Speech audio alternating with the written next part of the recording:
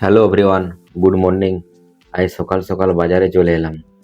বেডরুমে যে তাকগুলো থাকে সেই তাকগুলোর জন্য মাইকা পছন্দ করতে আসলাম। এই উডেন কালারের মাইকাগুলো পছন্দ হলো।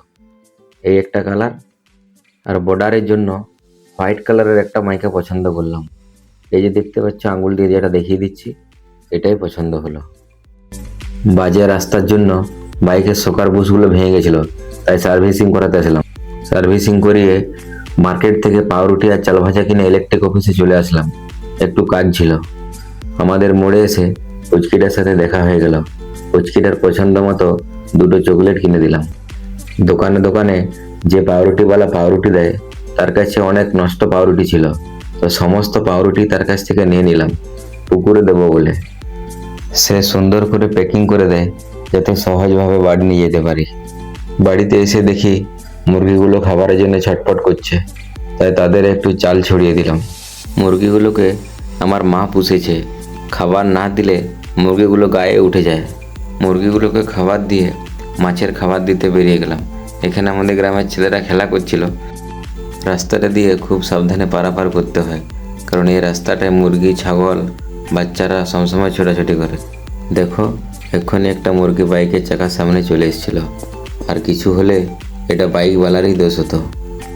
আমাদের বাঁধটায় যেতে হলে ক্লাবের এই জঙ্গলটা পেরিয়ে যেতে হয়। আর একটা রাস্তা যদিও আছে, সেই রাস্তাটা এখন এতটাই খারাপ হয়ে গেছে যেটা যাতায়াত করা একেবারেই অসম্ভব। আমরা রোজ এই রাস্তাটায় যাওয়া আসা করি বলে আমাদের সেরকম কোনো সমস্যা হয় না। নতুন কেউ যদি এই রাস্তাটায় পারাপার হতে যায়, সে সহজে পারাপার হতে পারবে না।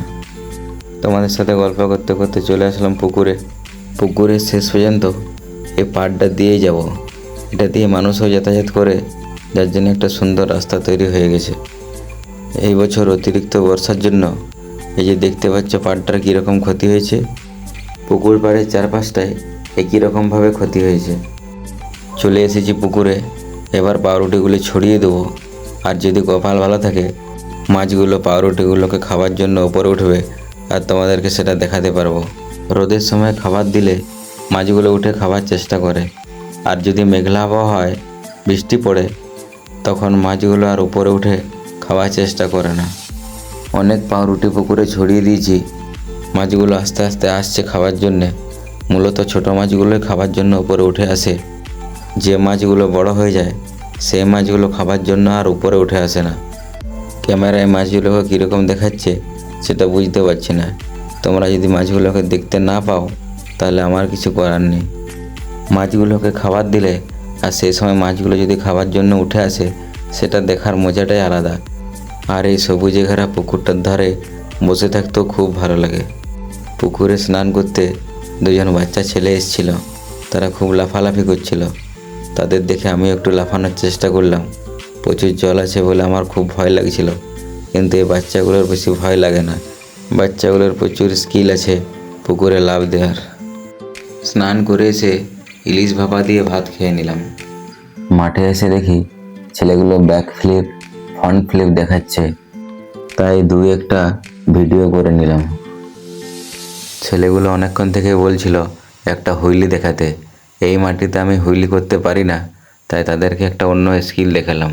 তো যেটা দেখালাম সেটা দিয়ে তারা খুশি হয়ে গেল। পিছনের চাকায় হাওয়া কমিয়ে পিচ রাস্তায় অন্য একদিন তোমাদেরকে হুইলি দেখাবো। আজকে আমার দাদা মাঠে এসেছিল, ছেলেগুলোকে জল কুমির বলে একটা গেম খেলাচ্ছিল। সন্ধ্যাবেলায় মাংস নিতে মার্কেট চলে এসলাম। মাংস রুটি খেয়ে ঘুমিয়ে পড়লাম।